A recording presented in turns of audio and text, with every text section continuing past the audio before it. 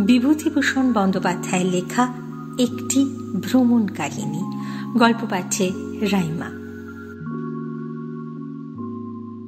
আপিসে পানের আর জর্দার কৌটো দুই ফেলে এসেছেন গোপীকৃষ্ণবাবু। বউবাজারের মোড়ে এসে মনে পড়ল ছাতিটা আজ আবার আনেননি।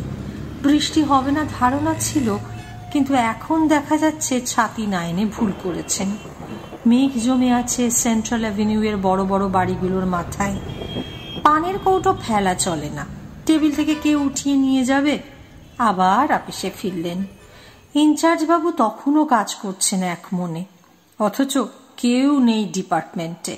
খোসামুদে কোথাকার মরুক খেটে 150 টাকা মাইনের মতো কাজ দেখানো চাইতো সাহেবদের, নইলে যদি তাড়িয়ে দেয়। দিনকাল ভালো না, তাদের যে 50টি টাকা সেই 50টি টাকা, কেউ নেবে না, কেউ বাড়তি দেবেও না। এই যুদ্ধের বাজার চালানো যে কত দায় হয়ে উঠেছে সে বোঝে যে চালায়। 50টি টাকা মাইনে 1 পয়সা উপরে নেই। ওভারটাইম খাটলে 1 টাকা দৈনিক পাওয়া যায় বটে, কিন্তু ওভারটাইম কদিন হয় মাসে? আপিস থেকে রেশন দেয় তাই রক্ষে, নইলে না খেয়ে মরতে হতো সপরিবারে। খিদে পেয়েছে বড়। মোড়ের ওই দোকানখানায় এবার পানের কৌটো নিতে আসবার সময় দেখে এসেছেন বেশ বড় বড় কচুরি ভাজছে। নিশ্চয়ই 4 পয়সায় একখানা। খেতে ইচ্ছে তো হয়, পয়সায় কুলোই কই। একটা দোকানে বসে 8 পেয়ালা চা 2 পয়সা দিয়ে কিনে খেয়ে একটা বিড়ি ধরিয়েই আপাতত খিদের শান্তি করলেন গোপীকৃষ্ণবাবু। পাশের ওই লাল বাড়িটা তখন মেস ছিল। 50-এর 2 ধন্বন্তরী বসলেন। গোপীকৃষ্ণবাবু মনে মনে হিসেব করলেন 33 বছর আগের কথা। বঙ্গবাসী কলেজে 3rd ইয়ারে পড়েন উনি তখন। সেসব দিনের কথা।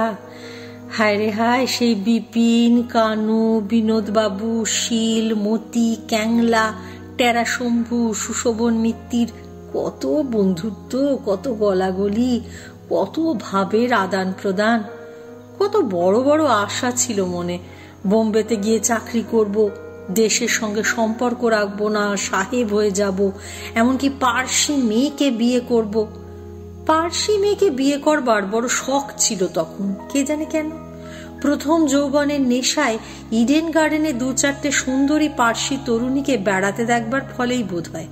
আর একটা বড় সড় শখ ছিল বিলেত যাবার। সেটা অবশ্য তখনই একটু দুরাশার মতোই ছিল, তবুও নিতান্ত দুরাশা ছিল না। সম্মুখে বিস্তৃত জীবন পড়ে আছে, কেন হবে না, হলেও তো হতে পারে। কিন্তু এখন তার আকাশ কুসুমত্ব যতটা ফুটে বেরিয়েছে তখন ততটা হয়নি। টেরা শম্ভু ওরফে শম্ভুনাথ চক্রবর্তী MB, হোমিও, স্বর্ণপদক প্রাপ্ত, বিনামূল্যে সমাগত দরিদ্র রোগীদের চিকিৎসা করেন তিনি। বউবাজারের মোড়ে একটা ছোট্ট ঘরে ডিসপেন্সারি ফেঁদে বসে আছেন বহু বছর। বিশেষ কিছু হয় বলে মনে হয় না। গোপীকৃষ্ণবাবু মাঝে মাঝে আপিস ফেরত সেখানে বসে চা খান, চায়ের পয়সা বাঁচে। আজও গেলেন। শম্ভু ডাক্তারের ডাক্তারখানায় রোগীর ভিড় নেই, এই একটা সুবিধে। শম্ভু বসে বসে খবরের কাগজ পড়ছে। গোপীবাবুকে দেখে কাগজ রেখে বলল, এসো এসো, একটা খবর দেখেছ? জাপানিরা আবার 6 মাইল। আরে ভাই, ওসব রেখে দাও তো, নিজেরা মরছি নানান তালে, আবার পরের খবর রাখতে গেলে বাঁচি কেমন করে। কি শম্ভু, চা খাওয়া ফিনিশ? না না, বসো, চা নাই। কেন, স্টোভ কি হলো? পিন পাচ্ছি নে, স্টোভটার কি হয়েছে কাল থেকে? চা নাই। ও মধু। ডিসপেন্সারি চাকর মধু পাশের দোকান থেকে 2 পেয়ালা চা নিয়ে এলো ঘরের কেটলি নিয়ে। 2 পেয়ালা ভর্তি করে কেটলিতে একটু বাড়তি চা রইল, সেটুকু আবার পরে ঢেলে দিলে। চা খেতে খেতে শম্ভু ডাক্তার ও গোপীকৃষ্ণবাবু বিদেশ ভ্রমণের গল্প করেন, অর্থাৎ ভ্রমণ করবার ইচ্ছে প্রকাশ করেন, করা উচিত বা করলে ভালো হয় সে কথা বলেন। এটা এরা দুজনে প্রায়ই করে থাকেন। 2 বন্ধুরই খুব বেড়ানোর শখ, কিন্তু সংসার নিয়ে জড়িয়ে পড়েছেন। টাকা পয়সায় কুলোয় না, কখনো কোথাও যাওয়া ঘটে না বলেই সুখ। শম্ভু ডাক্তার পশ্চিমে গিয়েছেন মগরা পর্যন্ত, তাও অনেক কাল আগে। সেখানে ছিল মাসির বাড়ি। গোপীকৃষ্ণ তার চেয়ে একটু বেশি বর্ধমান পর্যন্ত। দুই বন্ধুর পশ্চিম ভ্রমণের এই পর্যন্তই ইতি। তবে প্রতি বৎসর পুজোর আগে দুজনে বসে বিদেশ ভ্রমণের প্ল্যান আটেন নানা রকম। এইবার কোথাও যাওয়া যাক, বুঝলে, কত পয়সা তো কত দিকে খরচ হচ্ছে। টাকা 40 হলে একবার কাশিটা ঘুরে আসা হয়। তখন তর্ক বাঁধে দুজনে, কাশি না গয়া কিংবা সাঁওতাল পরগনা। অবশেষে সেদিন ব্যাপার মুলতুবি থাকে। পরদিন আবার শুরু হয় আলোচনা। কি বলো, তাহলে ভাগলপুরই ঠিক করা যাক। পাহাড় কখনো দেখা হয়নি। ভাগলপুরে কি পাহাড় আছে? ঠিক সংবাদ দুজনের কেউই জানেন না। এমন ভাবে পুজো এসে পড়ে। এই 1 মাসে বহু নাম উচ্চারিত হয় ভ্রমণ সম্পর্কে। পেশোয়ার, কাশ্মীর থেকে শুরু করে দিল্লি, জয়পুর, বৃন্দাবন, শিলং, এমনকি বীরভূম জেলার নলহাটি পর্যন্ত। শেষ পর্যন্ত কোনো বার কোথাও ঘটে না। শম্ভু ডাক্তারের 3 মাসের দোকান ভাড়া বাকি পড়তে বাড়িওয়ালা নালিশের ভয় দেখায়। গোপীকৃষ্ণবাবুর ছোট ছেলে টাইফয়েডে পড়ে যায় সব ভেস্তে। বহু বছর এমন করেই চলছে। তবু এরা ছাড়বার বা দমবার পাত্র নন। শ্রাবণ মাসের শেষ থেকে শুরু করে পুজোর সময় পর্যন্ত ভ্রমণের সম্বন্ধে আলোচনা এদের কামাই নেই। এতে তো পয়সা খরচ হয় না, অথচ টাইম টেবিল ঘেটে 5টা দূরের নাম পড়ে বেশ আনন্দ পাওয়া যায়। আজও গোপীকৃষ্ণবাবু চা খেতে খেতে বললেন, আর মাসখানেক বাকি পুজোর, এবার কিন্তু কোথাও যাওয়া নিতান্ত দরকার। ঠিক করেই ফেলা যাক আজকে, বুঝলে। টাইম টেবিল আছে তো? টাইম টেবিল তৈরি। যারা কখনো কোথাও বেড়ায় না তাদের টেবিলে সর্বদা টাইম টেবিল মজুদ থাকে। শম্ভু ডাক্তার খাপ থেকে চশমা খুলে টাইম টেবিলের পাতা উল্টান। আচ্ছা, চিত্রকূট জায়গাটা নাকি খুব ভালো, তুমি জানো কিছু? এক অন্ধ আর এক অন্ধকে পথ দেখায়। গোপীকৃষ্ণবাবু বলেন, হ্যাঁ, তা বেশ ভালো জায়গা। ভাড়াটা দেখো, এবার ভাইয়ার অমত করো না। চলো চিত্রকূটই যাওয়া যাক। গোপীকৃষ্ণবাবু ন্যায্য পক্ষেই বলতে পারতেন তার মতামতের অভাবেই যে এতকাল ভ্রমণ বন্ধ আছে কথা সত্য নয়, কিন্তু তিনি কোনো প্রতিবাদ করেন না। চিত্রকূটের ভাড়া বেরোলো টাইম টেবিল খুঁজে।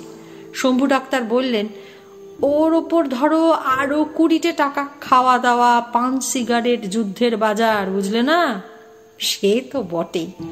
তাহলে এবার আর অমত করো না, হ্যাঁ, এখন থেকে রেডি হওয়া যাক, কি বলো? পুজো তো এলো। দুই বন্ধুতে আরো ঘন্টা 2 বসে ভ্রমণের নানা পরামর্শ করেন। বাড়ি থেকে খাবার তৈরি করে নেওয়া উচিত, সব জিনিস আকরা। বেডিং কি সঙ্গে নেওয়া যায়? শম্ভু ডাক্তার মুখে মুখে বলতে লেগে গেলেন, ধরো একটা মশারি, বালিশ। গোপীকৃষ্ণবাবু অধীরভাবে বললেন, আহা আহা, মুখে কেন, কাগজে লিখে ফেলো না, কাজ পাকা করা দরকার। মশারি, বালিশ, তারপর গায়ে দেবার কম্বল। কম্বল, সুজনি। একজন লোক ফুটপাতে দাঁড়িয়ে বললে, এটা কি ডাক্তারখানা? শম্ভু ডাক্তার হাতের কলম ফেলে ব্যস্ত সমস্ত ভাবে উঠে দাঁড়িয়ে বললেন, হ্যাঁ হ্যাঁ, ডাক্তারখানা, ডাক্তারখানা। কি দরকার? লোকটা বললে, হোমিওপ্যাথিক। হ্যাঁ হ্যাঁ, হোমিওপ্যাথিক, ভালো হোমিওপ্যাথিক। কার অসুখ? অসুখ কারো না, এমনি জিজ্ঞেস করছি। সে চলে গেল। শম্ভু ডাক্তার আবার এসে টেবিলে বসে কলম ধরলেন। বিরক্তির সুরে বললেন, মিছি মিছি জ্বালায়, যেমন সব কাণ্ড। হ্যাঁ, তারপর বলো। সুজনি। রাত 10টার সময় ব্যাপারটি অমীমাংসিত মুলতুবি রেখে দুই বন্ধু বাড়ি রওনা হন। কথা হয় আগামীকাল আবার বিকেলে একত্র হয়ে পুনরায় আজকের খেই ধরা হবে, চলবে পরামর্শ।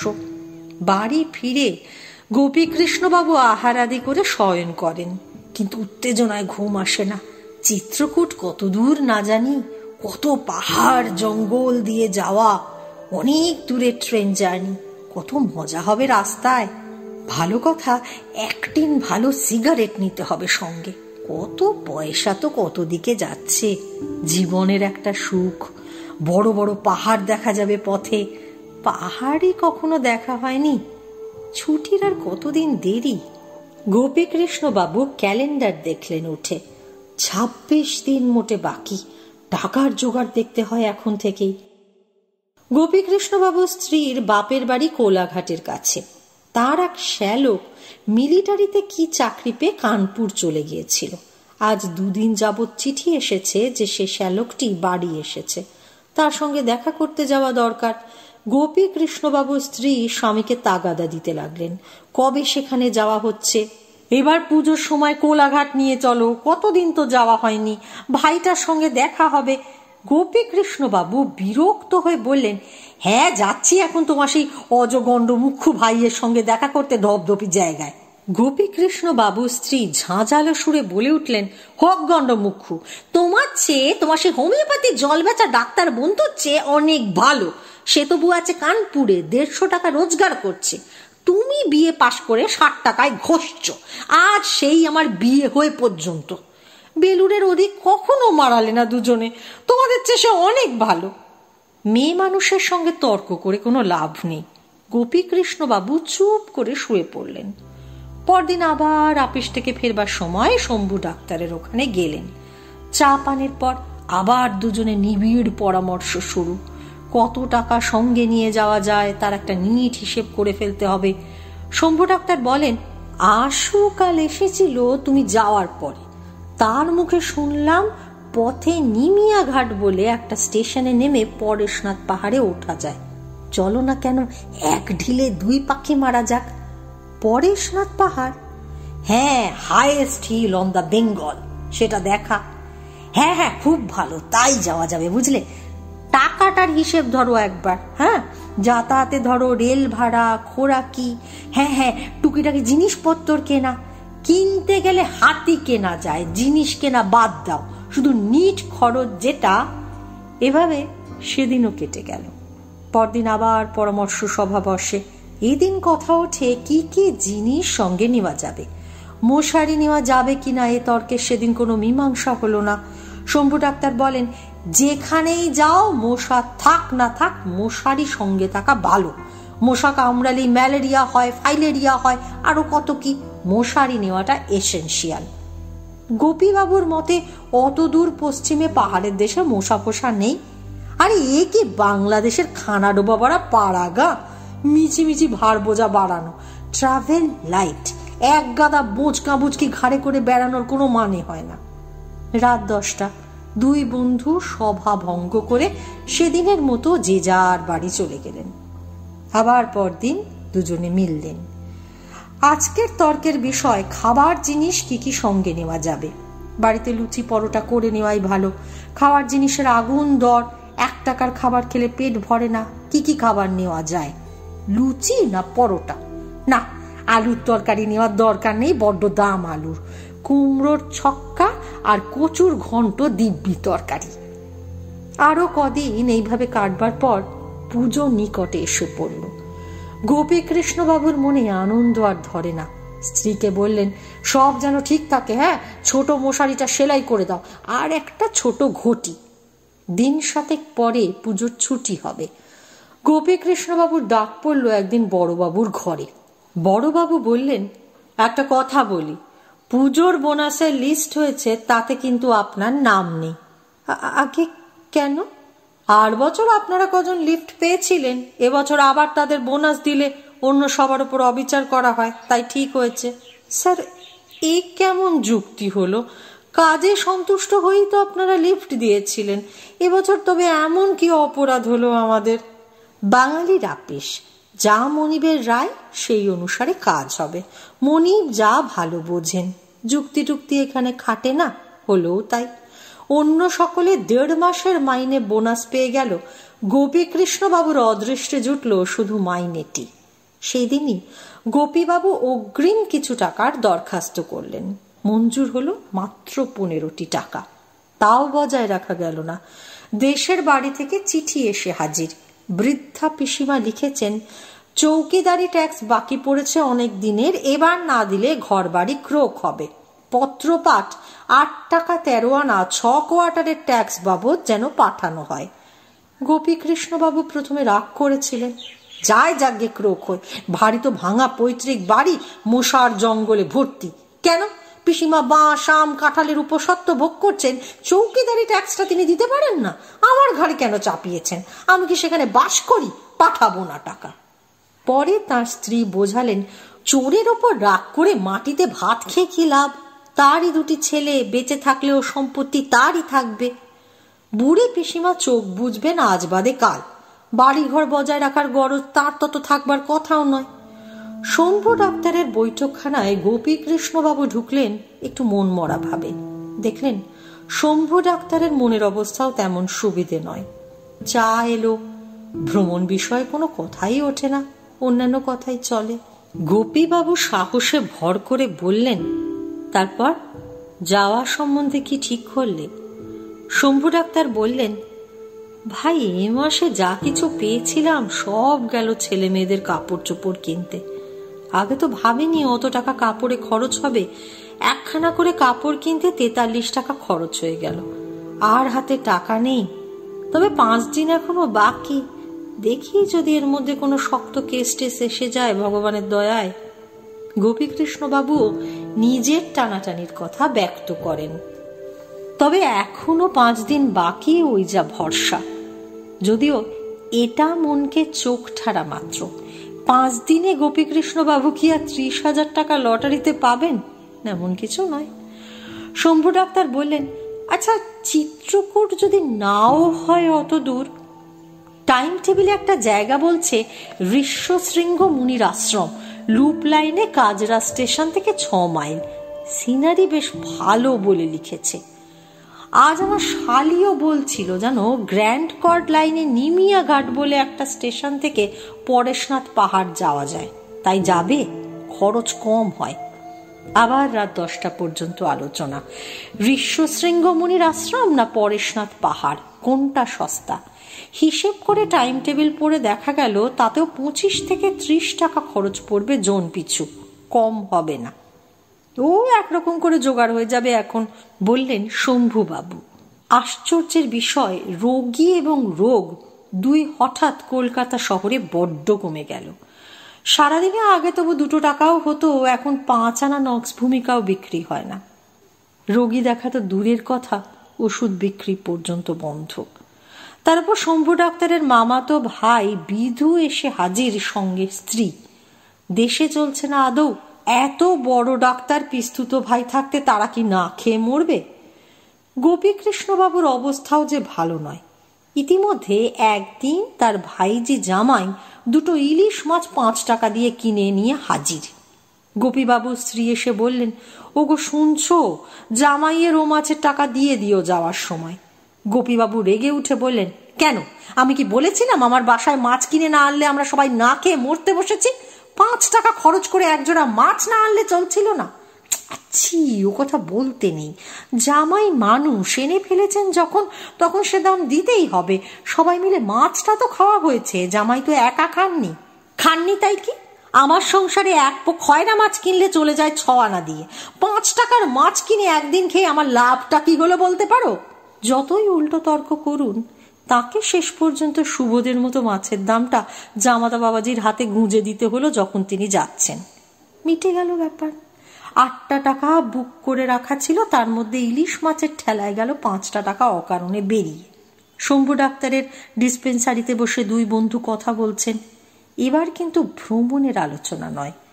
কোথাও যাওয়া হবে না তাদের, দুজনেই বুঝেছেন। বোটানিক্যাল গার্ডেনের বস্তা পচা আটা ময়দার কথা উঠছে। ভ্রমণের সম্বন্ধে একটা কথাও কেউ বলেননি আজ। কাল ষষ্ঠী। হঠাৎ গোপীকৃষ্ণবাবু উসখুস করতে করতে পকেট থেকে একখানা রঙিন কার্ড বার করে বললেন, হ্যাঁ, এই বলছিলাম কি, আমাদের আপিসের বঙ্কু সরকার কাল আপিস বন্ধের দিন এখানা দিয়ে গেল। ওদের গ্রাম লাঙলপোতায় সর্বজনীন দুর্গোৎসব হবে, তারই নেমন্তন্ন। রামায়ণ গান হবে, চণ্ডী হবে 2 রাত। যাবে? বেশি দূর নয়, বারাসাত স্টেশনে নেমে 2 মাইল। চলো, পুজোর ছুটিটা তবু কলকাতার বাইরে, আসে বেশ জায়গা। ছেলে ছোকরাদের দল মিলে রাস্তা করছে, ঘাট করছে, জঙ্গল কেটেছে। একটা পুরনো শিব মন্দির আছে নাকি অনেক কালে। তাহলে কাল সকাল 7টায় শিয়ালদা থেকে দত্তপুকুর লোকাল ছাড়বে, ওতেই চলো যাওয়া যাক, দেখবার মতো জায়গা। শম্ভু ডাক্তার উৎসাহের সঙ্গে বললেন, বেশ বেশ, সে বেশ বেড়ানো হবে এখন। হ্যাঁ চলো তাই, আমি ঠিক সময় রেডি হয়ে স্টেশনে হাজির হব কাল। পরবর্তী 3 দিন দুই বন্ধুর পরম আনন্দে লাঙল পোতায় কাটে। সত্যি বেশ জায়গা, অনেক কিছু দেখবার আছে। একটা পুরনো শিব মন্দির, চৌধুরীদের বড় মজা দিঘি, গাঁয়ের ছেলে ছোকরাদের নিজেদের তৈরি মেটে রাস্তা, শনিবার সোমবারে হাট বসে, কুমড়ো বেগুন ঝিঙে রাঙা আলু বিক্রি হয়। রামায়ণ গান হলো নবমীর রাত্রে। পরদিন হলো গ্রামের দলের কেষ্ট যাত্রা। খাওয়া দাওয়াও কদিন বেশ হলো। বঙ্কু সরকার অতিথি বৎসল লোক, খুব খুশি গোপীকৃষ্ণ বাবু ও শম্ভু ডাক্তার।